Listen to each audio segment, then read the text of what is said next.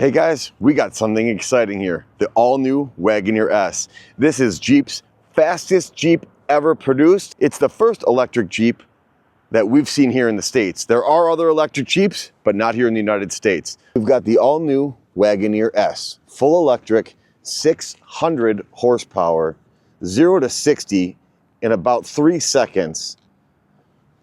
Absolutely amazing. So starting at the front, well, it doesn't say Jeep on it, but if you're a Jeep enthusiast, count them. 1, 2, 3, well, you get it, 7, right? And they are actually illuminated at night. It's gonna be hard to see in the sun here, but they do have lights. 2 or 3 years ago, we were interviewed by Detroit News, and we talked about lighted front grills. I'll leave a link to that article up here. So coming around to the side, we'll give you kind of a shot, just to give you an idea on the size of this vehicle. It's 2.5 inches narrower than a Grand Cherokee and about 1 inch shorter. This spoiler up here gives the appearance that it's a little longer than it actually is. You've got your Wagoneer S badge here. It does say Jeep on the back, and this windshield, or window I should say, slopes up at a rake that's comparable to a sedan. That's why I understand that they don't have a windshield wiper on there. Come around to the side, we'll take you under the hood, we'll take you inside, and we'll take you for a drive. But we wanted to just show you the lines. This is the launch edition. All of the ones that are being produced right now are the launch edition. There are very few options on this. I think the only option is a red interior, and this one does have the optional paint. The paint on this is an upgraded cost. So under the hood, you do have some storage here. You've got a tire fill, and maybe there's some accessories if you wanted to put a charger in here, but no less, you got a nice little frunk under here, if you will. So that's what it looks like under, well, I call it the hood, but the frunk. Now size-wise, you might compare this to a Chevy Blazer or even a Model Y. You might compare it to that size-wise, but it certainly does not compare to that when it comes to the luxurious interior and ride that this has. So under here is on the back driver door, you have your charger. This is the CCS style port. There is no agreement yet with Tesla, and it does not have the NACS style charge. If you're going to do your level 3, you just open this up and you've got your additional charge ports there. Now, the one nice thing to see that on the back is if they do make an agreement with Tesla, it's going to line up and it's going to be easier to charge at their station. So let's talk about the interior. 1,000,000-way power seats. You've even got a bolster here that you can move out, much like Mercedes has had for a long time. Standard stuff, memory seats, power folding mirrors, obviously child lock, door windows. You do not have a mechanical door lock. That is how you get out of the vehicle. Moving in, you've got your trunks, high beams, parking lots, some lighting options, electronic steering position. They did take the Wagoneer steering wheel. You've got that. Well, they reinvented the wheel, right? So you got a squared top and a squared bottom. Now, I like that. I'm not opposed because I can put my hands here or here. I really do like that. You've got your nice buttons here. Normally, you got your cruise. You've got all your settings here. And looking through the steering wheel, I've got a great view of the entire dash. So that is awesome. Moving over to here, you've got your heated seats, your cooled seats, heated steering wheel. You've actually got 3 levels of each. Normally the heated steering wheel, you don't have 3 levels, so that's cool to see. This is pretty basic. I say basic. This is pretty in line with all the other Uconnect stuff we've seen on the CDJR platform, so that's nice to see. I do like that I have a real volume here and I have a real tune button here, so that is cool. You can turn on the screen off and on here. There's a passenger screen we'll get to in a minute. The only thing that you don't have, you've got your temperature control here as well as here, or you can control it here. So you kind of got a few different ways you can control your temperature. There are no actual buttons for the HVAC, which is okay because you've got a lot of different things you can customize here, but then down here it does stay. Even with this up, you've got USB and you've got a ton of storage in here, but even with this up, I still have access to my HVAC buttons, so that's really cool to see. The other thing I love about this is, well, you do have the piano black up here, and it does look really sharp. The Grand Cherokees all down here were always all piano black, and you've got this muted, it's kind of textured, but you know what? It's not going to show every scratch, and it's not going to show all of the dust. So I love that. You got your power button here, and then you've got your sand, snow, eco, auto, sport modes, and then obviously your gear selector here. Moving back, you've got wireless phone charging, and then a nice deep storage. This is pretty cool to see. You do have a credit card style key to get into the vehicle as well. So that is awesome. Let's go through this real quick. A couple differences if you go to vehicle. This is kind of cool, especially in our climate where we have snow and dirt and all that kind of stuff. This will tell you if all your sensors are clean and functioning properly. You can scroll through them. It'll tell you what what ones are using. For that matter, it'll tell you what they do, even if you're interested. But this works really well for your park assist. The vehicle will park itself by pushing the park button. The vehicle has a driver assist. It will maintain the lane. We'll show in a few minutes. It's not autonomous, but as long as your hand's on the wheel, it will maintain the lane pretty well. Camera system, obviously this has got more cameras than you probably would ever know what to do with. There is a feature that you can, when you turn your signals on, the cameras will activate to that side as well. Electric vehicle. This is pretty cool. If you put this on max regen, you can basically one pedal drive this. Power flow. So it kind of reminds me a lot of the 4xe. It's going to show you what motors are working, what your climate control, where this power is being consumed. And then it'll even show you your drive history and that kind of stuff. And AC charge levels. You can schedule charging. This is where you're going to handle all of your charging and electric vehicle system. Moving on to here, mirror dim. You can dim this if it was on this mode. You can dim your mirror. Passenger screen, that's where you're going to turn that on, and we've talked about that in some other videos. The passenger can watch movies, they can select destinations and send it over to the driver.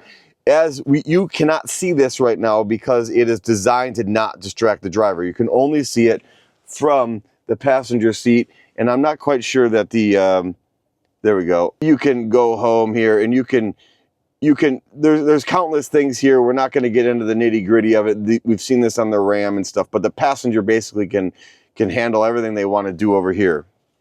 Now this is super cool, and you're not going to see it, unfortunately, very well, but if you look here, we've got green lighting in it.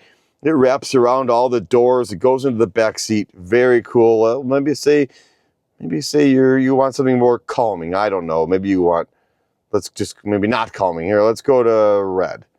Well, as you change this, you can fluctuate the color of what you want this accent color to be. So that's kind of cool. Not necessarily, but I love it.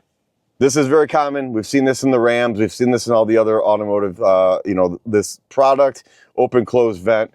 We've got your home link, all straightforward stuff. So let's jump in the back seat and let's give you a feel for what the back seat feels like. So remember, I am over 6 feet, and I do fit back here very well. It's about Grand Cherokee size as far as I'm concerned from the back seat. Maybe a hair smaller, but certainly comfortable. I'd like to see you've got heated and cooled seats in the back. We do have a full 110 outlet. You've got some USB-Cs. I do have my own vents. I got door locks back here and power windows. And again, this color comes through to the back as well. Super comfortable. You've got nice headrests. There's a armrest with cup holders. This is comfortable. I'd be very comfortable back here for a long trip. So nice job. From the outside, this back window really starts sloping down from here, but it's comfortable. It slopes down after my head. Again, I'm over 6 feet, and I do have ample room above my head. I'm sitting pretty straight up, but right behind me is where that slope starts to begin. So I think it's pretty good. So let's talk about luggage space. You do have quite a bit of room, even with these seats up. It's a stretch for me to reach that seat, reach all the way in. Just give you an idea on how far deep this goes. You do have some storage under here, actually quite a bit. So that's good to see. It does come with floor mats, and it does come with a level 1 charger. You do have a DC outlet back here. Nothing too extravagant, but a nice amount of room back here. So when you get in, you put your foot on the brake. It was already on, but we're gonna go ahead and turn it on. So we've got the Wagoneer S Launch Edition. These displays are actually incredible. The color on them, the vividness, they really look nice. I'm not sure the camera is gonna pick that all up. So again, this is a 2024 model year. Rumor is in 25, they're gonna start coming out with some of the lesser trims, the ones that aren't totally tricked out. This one's pretty much got all the options. You're a little over $70,000. There's some great lease incentives. Check out Ray Chrysler Dodge Jeep Ram's website during Fox Lake. Hassle-free, no headaches, family owned. You're gonna love them, I promise. Let's talk a few more things about the interior design while we're sitting in here. What I really like about it is it's very modern and it's up to date, but it's not overdone. And what I mean by that is, like, I personally am not a huge fan of interior of Tesla. They're very sterile to me. They're not inviting, and you feel like I'm sitting in a hospital room. I love this. Again, the technology's all here, but it's not in my face. I still get a few knobs. Even though there's no actual buttons for HVAC, it's very easy. This one even has massaging seats. Let's check that out. The audio system in this, you guys, it's unbelievable. Macintosh audio, but I'm telling you, the acoustics in this thing, and if you're into audio, this is it. So as we kick the video off, this is Jeep's fastest vehicle ever made. If you watch my other videos, you know I was a proud owner of the 1998 limited edition Grand Cherokee, which was basically the kickoff to SRT and all of that, and Trackhawk. This is faster than a Trackhawk, 600 horsepower, 0 to 60 in under 3.5 seconds. I'm not kidding you. When you get on it, even at 30 miles an hour, you'll get wheel spin on all 4 tires. This thing just doesn't stop pulling. It's unbelievable. So this is built on the STLA large platform, Stellantis calls it. So this is built on the STLA platform, as Stellantis calls it. So it's the same body, chassis, drive system as the Dodge Charger is. And I think you'll start seeing, maybe we'll see a Grand Cherokee on this platform. Maybe we'll see some other things on this platform, but that's what they call this. This is the STLA large platform. So we're gonna take you for a little drive and give you an idea for what it feels like. And I just want you guys, I don't know if the mic's gonna pick this up, but I want you guys to like feel this 600 horsepower acceleration. Now, mind you, it's all-wheel drive, and I have it in auto mode. I'm not even gonna put it. Well, I guess I'm not even gonna put it in sport mode. And you guys, it just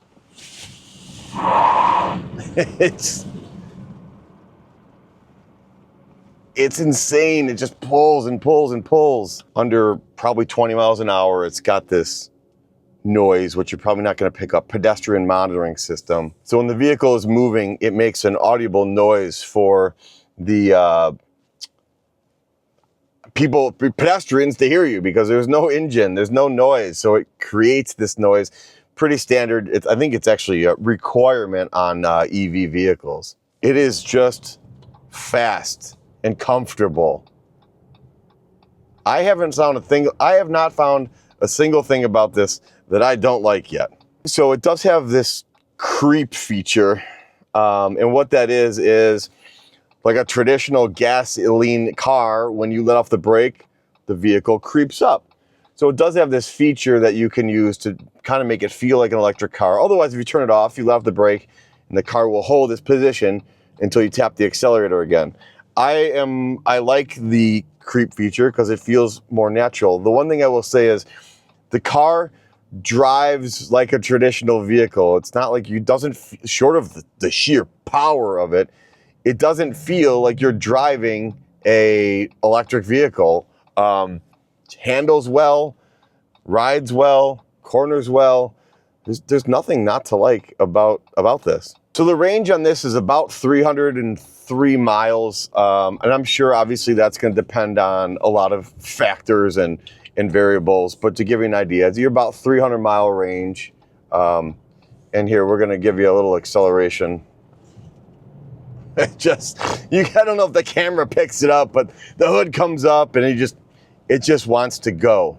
Now, the other thing we'll show you here is this active track or driving assist. We're gonna set this to 56 miles an hour.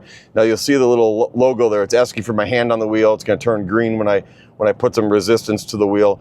But basically, I'm gonna change lanes here. Basically, it's going to drive the car. That light's gonna come green again as we get in the center of the lane. There it goes. Now it takes it. I'm not touching the wheel. It's handling the turns. It's gonna hold my speed. If I get too close to that vehicle, which you can set here, it's gonna tell me, hey, you're too close, or I shouldn't say it's gonna tell me, it's gonna back off. It'll actually apply the brakes if needed. But as you watch, I'm gonna take my hands off for a second. It's navigating the turns all by itself. Is it autonomous? Absolutely not.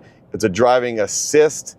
And again, as we get closer to the vehicle in front of us, it's gonna slow me down as well. And you can set that distance, but you can see here, I am not touching the brakes and it is bringing me to a stop.